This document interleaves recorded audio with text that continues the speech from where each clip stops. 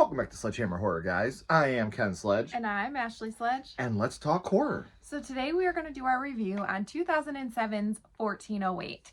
We actually went and seen this in the theater on my 18th birthday, and gotta say, it was a good birthday. Yeah, we're very excited to talk about this movie for a couple reasons we'll get into. So we're going to tell you guys about some of the positives, some of the negatives, then we're going to give you our spoilers and our overall thoughts on the film. So let's get right into it and get to our positives.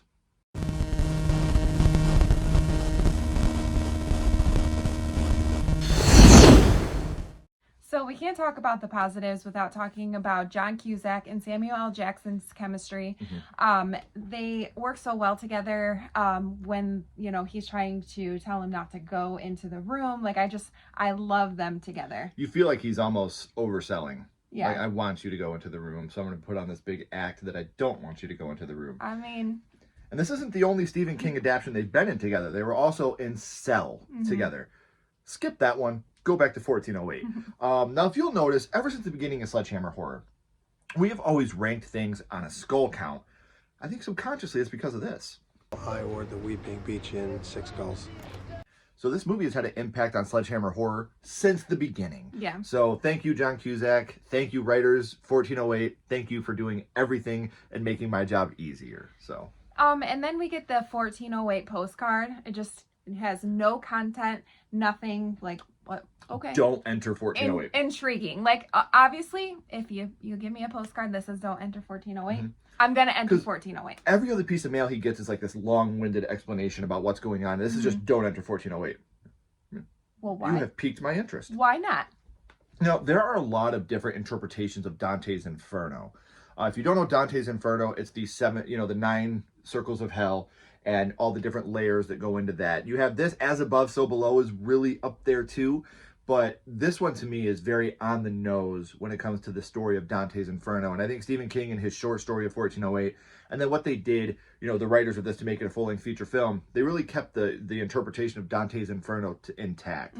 So of all the different versions of Dante's Inferno, this is my favorite interpretation of the story. Which is really a scary idea because you being trapped in a room and not being able to get out, and you think certain things are happening and they're not, and it's like this feeling of defeat, and you're in an uncomfortable place because, and he even says it in the movie, motel rooms are not a comfortable place. They're not. I mean, how many people say, no place like home, there's no place like my own bed?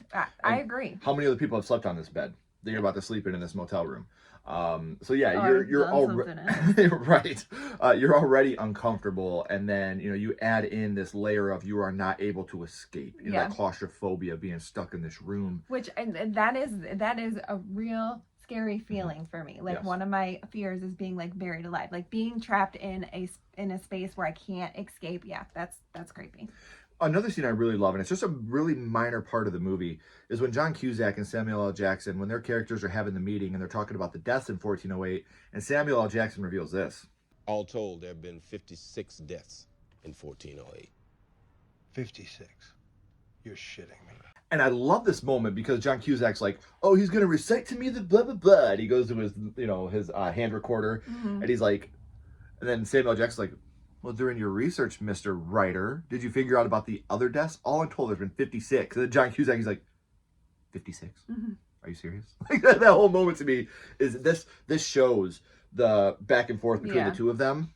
Two masters, just mastering their craft in this moment. Absolutely. And he also tells them no one has lasted an hour. And when he goes into the room and then you get the alarm clock that's counting down to an hour, this is what you got. Nobody has no one's past this hour. And I love how he's like, very clever. Because he's still thinking they're messing with him at this point. One of my favorite parts of this movie, and I know I've said this before, but if I had to pick my favorite part that was bone chilling, it would be this one. It's an evil fucking room. Just for the fact that it's there's no poltergeist, there's no ghost, there's no person that was mistreated. It's just an evil fucking room. That's it. Point blank, period. The room is evil. I love that moment because that, again, adds that fear. Yeah. It's not what can I do to defeat this poltergeist? What can I do to defeat this spirit to get them to cross over to the other side? It's just the room. what happened to that room? Yeah, the room is evil. Who hurt that room? Right. It witnessed too much. Yeah. It just went evil. So you also get when he goes in, well, when he's trying to get out, he puts the key in to unlock it, and it just sucks his key. Like, oh no, you're stuck. Sorry. Yes. And this is the moment where he's starting to realize there's something very wrong. Mm-hmm. And he's trying to figure out a way to get out of the room. And he looks across the way outside the window and he sees another person over there. And the person starts mimicking everything he does. Yeah. And he holds the light up to his face and you see that it's him. It's like him on the other side. I think that is scary. Like, that chilled my bones. Seeing that, like, that would be crazy, just seeing yourself over there. Like, what the hell? And then in the reflection, or I'm sorry, across the way, he sees that person getting attacked. Yeah. Yeah, and so we get the Hammer Lady, and I'll talk about the Hammer Lady in a little bit, but that Hammer Lady... And I love it because they attack on the other side. He's like, look out! And then he turns around and the Hammer Lady's there. right in front of him.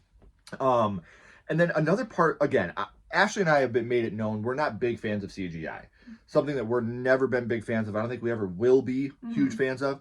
But I do like this moment when he tries to throw the lamp out the window to show people out there that he's in there and he's trapped, trying to get some attention. And it's almost like a TV, like the static shutting off when the lamp's going down. And he's just like, what the fuck else can I do? Right. What can I do to get out of here? I'm screwed. And then you get some sad moments also. You get a home video. We didn't really talk about this, but... We can't talk about that till the spoilers. Yeah. But we get a home video playing, and it's just kind of heart-wrenching. You know, he's watching it, and it's super sad. Very, very sad moment. Another thing I love is how the room almost messes with him. Like, he gets out, he's going from one side of the room to the other. He's like, all right, so there's 12 feet between here. And he goes out on the railing and he starts going to the other window to try to get into another room. And then it zooms out and he's just on a big brick building. There's no windows, there's no nothing. And it's just like, he goes back in, gets back in his room barely, and but before he gets back in his room... Yeah, I was going to say, we have to talk about... Before he gets back in his room... We have to talk about this. So that scared the crap out of me. Literally, I think there was only 3 of us in the theater, and I screamed. That one got me. Like, that is such a good jump scare. It's on one of my top 10 jump scares. Like, that one got me. So I shouldn't say this, but I'm going to. We talked about how we went to see this on my wife's 18th birthday in the movie theater. Her open house for graduating was the night before. So she was a little hungover while we were at the theater too. So you had the hangover, then her screaming, so it was definitely intensified. It scared the shit out of me. She screamed right in my ear and it scared me so bad. You're welcome. Yeah, thank you. I appreciate it. Another moment is he goes up in the vents to try to escape the room. And what's, I think, universally known as probably the scariest moment of the film. I've heard a lot of people talk about this moment. He's going through and you see the dead guy in the vent. And then the dead guy comes to life and starts chasing him through the vents. We talked about the claustrophobia being in the room, but now you got the claustrophobia of being up in a vent. A space that's this big that he's trying to crawl through. So that's another moment that I think a lot of people really enjoyed in this film. Yeah, and then here I think he has gotten to his breaking point.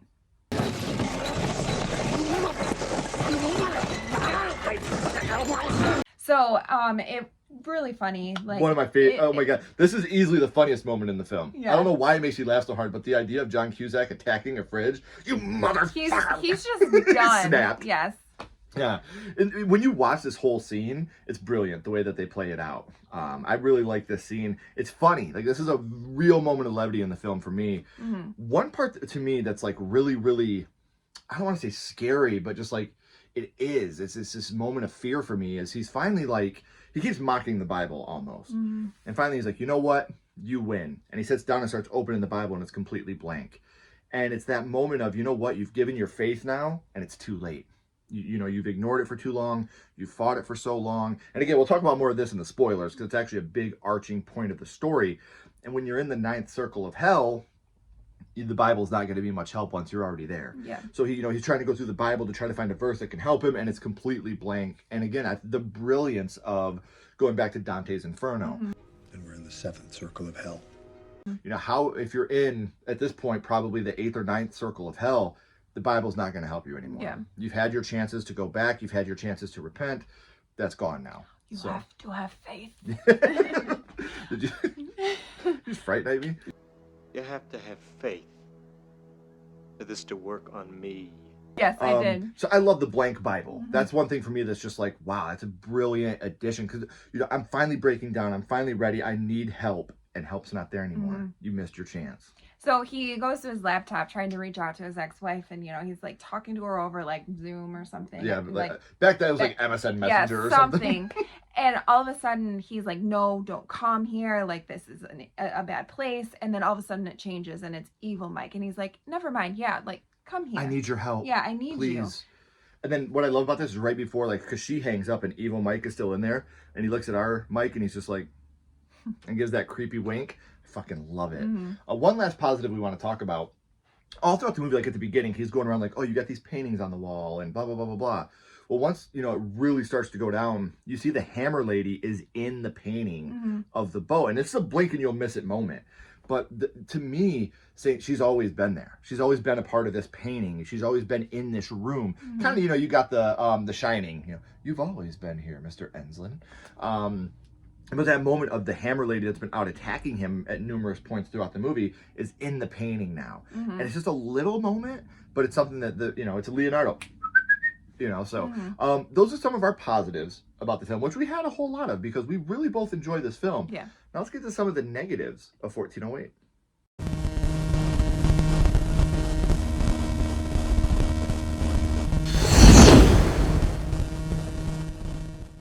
So some of our negatives, the intro is a little slow. You have him out there surfing.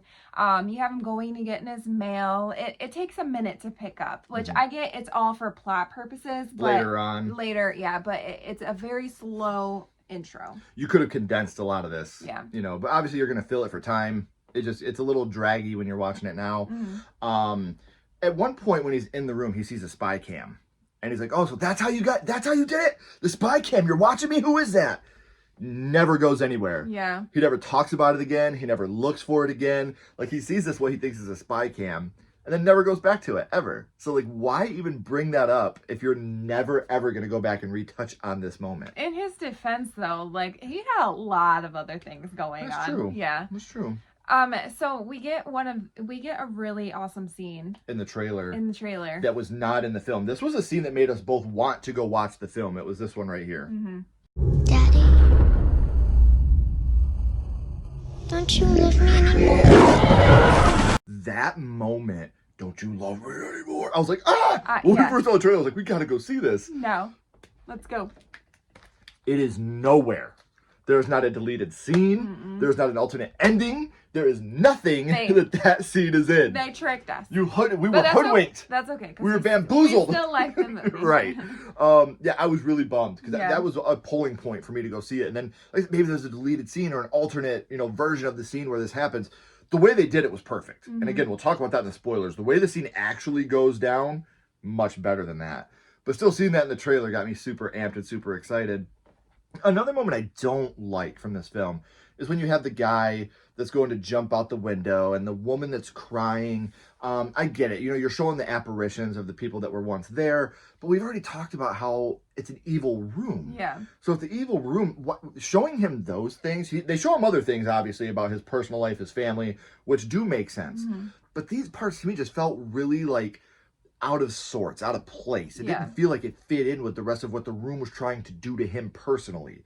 So I was not a huge fan of seeing those. And I do like how they're like static, like they're on the TV and they shut off. Like I do like that. It looks good, but yeah, like it is kind of unnecessary. It doesn't fit in that moment. Also, there's like a dad storyline where he sees his dad like in a wheelchair. And again, this doesn't really go anywhere. It's very unnecessary. It again just maybe filler. I get why they did it. What I was, you are. What I am, you will be. I get it. He's telling him you're going to die. Dude, like you're dead. But we don't really need an old sick dad to tell us that. And this is something we're really going to talk about in the spoilers because they play with the idea of who the mean person, who the mean father is. And we'll talk about that more in the spoilers. But again, a scene that for emotional, I get it, but it didn't fit with the movie. And Cusack, he walks, he's like, Dad, it's not him. You know where you are. Stop.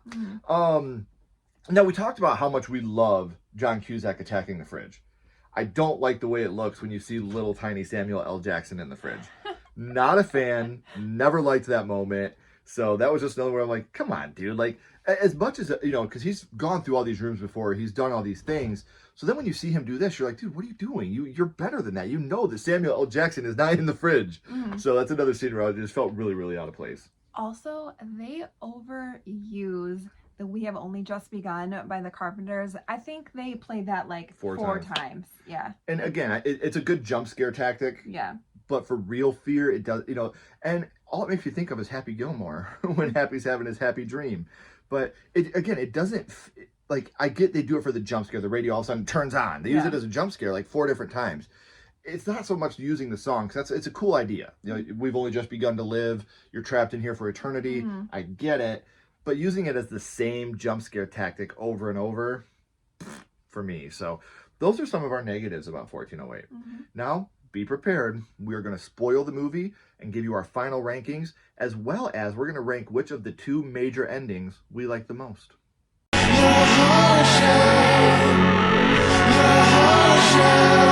So I talked about how his father, the storyline with that, his first book ever was called The Long Road Home.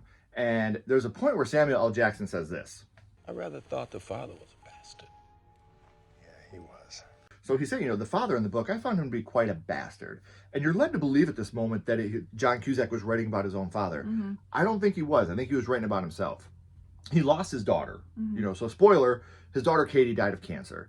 And you see him interacting with his wife and Katie before, and he was not a good person. The way he treated them was really awful. So I think that he was writing The Long Road Home about him and how he was as a father.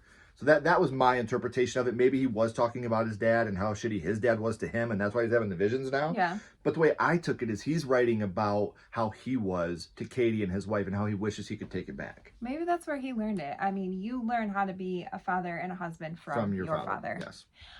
There is not a whole lot of backstory on the room, and Ken really loves that. Love it.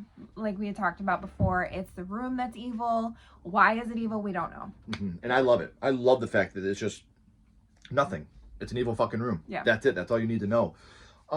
You have a fake out where he thinks he gets out of the room. Cool idea.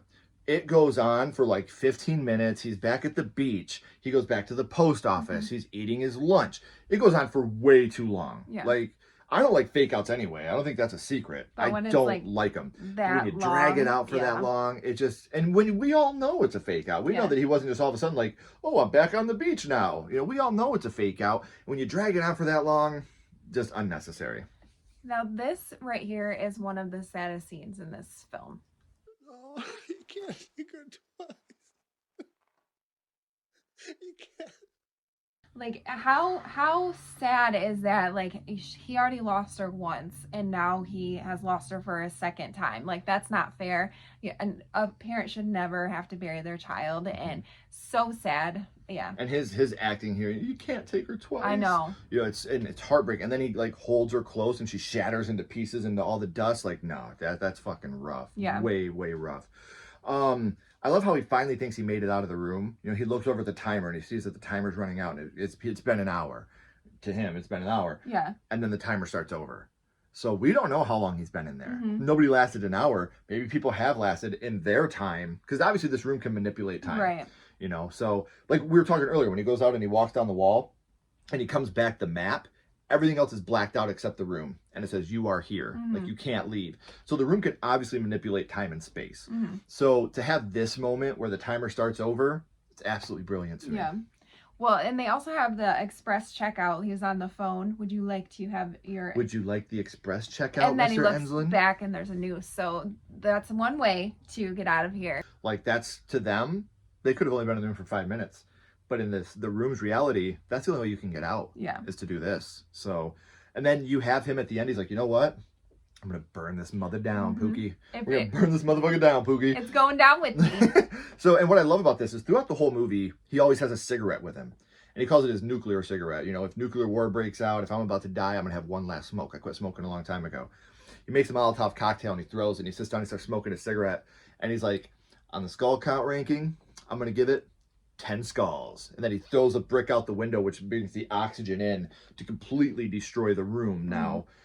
There are two different endings that are very, very different here. Now, when we say there's two different endings, I know there's going to be people that's like, oh, there's like 7 different endings. We're talking about strictly the directorial, like the director's cut ending and the theatrical ending. We're not talking about any of the actual alternate endings because like there's a lot of them. And if you want to see them, they are on YouTube. I'll also link them down below here in the video. But we're going to be talking about strictly the directorial version, the theatrical version. So in the different endings, I'm going to talk about the directorial. She'll talk about the theatrical. In the directorial one, the director's cut, Cusack dies in the room. The room sets on fire. Cusack dies. We cut to his funeral. He's being buried next to Katie. And this is where Samuel L. Jackson's character comes up and he tries to give his wife a box. And she's like, I don't want it. I don't want to remember him that way. He gets back in the car and starts listening to the tape recorder. And he hears him talking to Katie. And then he hears a little girl outside saying, Daddy. And when he looks, you see John Cusack burned up in his mirror. And he's, you know, so. And then what I love about this is, you know, you have that. It's a dark ending. It's a very dark ending. But then it goes on and you see John Cusack standing in the Dolphin Inn in room 1408. And you hear Katie going, Daddy. And he's like, yep, I'm coming. And he turns around and walks and he joins her in the afterlife. Yeah. So while it's a sad ending, there is a glimmer of hope there at the end because he's joined with his daughter again. And I think that's all any of us ever want when we pass on. No matter what plane of existence we go to, let me hold my mom's hand again, please. Right. Like that's all, you know. You want to be with your family. Yeah. Yeah. So in the theatrical cut, he's like in the hospital and he's saying Katie's name and his wife wakes him up. And they go back and they're unpacking all of their things. And she finds the stuff from the room. And she's like, can I please throw this out? It smells like smoke. And so he lets her throw it out except for the tape recorder. And he plays it. And you hear this. Don't you love me anymore? Of course I do, sweetheart. I wish we could stay together. You, me, and Mommy. Come on. And she just, her jaw drops. She drops what she's carrying. And, you know, and you get the little, like, smirk at the end. Like, I told you I wasn't crazy. Right. Yeah. So, again, two very different endings. Now, first off, we both like this movie, obviously. So, first, we're going to give it a skull count. Which one we like, or what we rank it. So, 0 to 5 skulls. What would you rank 1408? I'm going to go with a 4.5. I really enjoy this movie. It scares me. It has great jump scares. I love the characters in it. It's got emotion. It's got everything wrapped up in this horror movie. And it's a good time. And every time I watch it, I find something, you know, new and it's entertaining. So 4.5. I'm going to go with 4. Exact same reasons. There's nothing this movie doesn't have. And the character arcs are great. You know, even the two different endings with Samuel L. Jackson's character. You know, in the one where he lives, he's down there smoking a cigar and drinking his bourbon, and he's like, good job, Mr. Enslin. Good job. Or when he goes to, in the director's cut, he goes to the funeral, and he's like, you know, your husband did not die in vain. What he did was a great thing. So even both endings, usually I have an ending where I'm like, well, I can see why they did the other one. But everything about this movie I think is absolutely fantastic. So I'm going to give it 4 skulls as well. Now, one last thing, because we do have 2 great endings, we want to talk about which ending we prefer to the end of the movie. So do you prefer the director's cut where he dies and we see him at the funeral? I do. Or you do? I do. Okay. I like how he sees him in the rear view mirror and he's all burned up. It's almost like a little jump scare because you didn't see him there. They kind of like... Yeah, he moves the mirror to see the little girl. The little girl, yeah, so that you get distracted by that, and then he just shows up in the mirror. And then he is with his daughter in the end. So it's not the happiest ending, but still, like, he's with his baby. Right. I'm actually going to go with the theatrical. And for the longest time, I said the director's cut was my favorite ending because it was darker. But watching the theatrical cut and realizing, like, yes, he got back with his wife because they were estranged. Right. After Katie died, he just took off. You know, he gets back with her and he shows, like, listen, here it is. You know, I'm showing you, like, she was there. And the moment just makes the hairs on me stand up. Like, I get like, little goosebumps when you hear her voice and he's looking at his wife and she drops the box. She's just like... Both endings are great. Yeah. Like, I could see why on the cutting room floor they were like, what fucking ending do we use? Yeah, you know, they like, probably they're both like flip good. a coin or something. Yeah, because like you put said, one behind their back. Even with Sam Jackson, like that part where he gets scared, and then you see Mike walking off into the room to be with Katie again. You can't hate that ending. No, that's probably the happier ending. Actually, the ending where Cusack dies is probably the happier ending. But to see him and know that they're gonna have to live with this forever, And he knows now that he saw Katie. Yeah. Katie was there. This wasn't part of his imagination. So Right. I like how the voice recorder comes into play in both endings. It's very important in both endings. So let us know in the comments, guys. What did you think of 1408? Which ending do you prefer? Is this a movie that you guys have seen more than once, or is this kind of a one-off movie to you guys? So if you haven't already, please like and subscribe. It helps the channel more than you know. And follow Sledgehammer Horror on social media. Our links are down in the description as well. But until next time, keep talking horror. Stay who you are. And we'll see you guys soon. Bye, guys.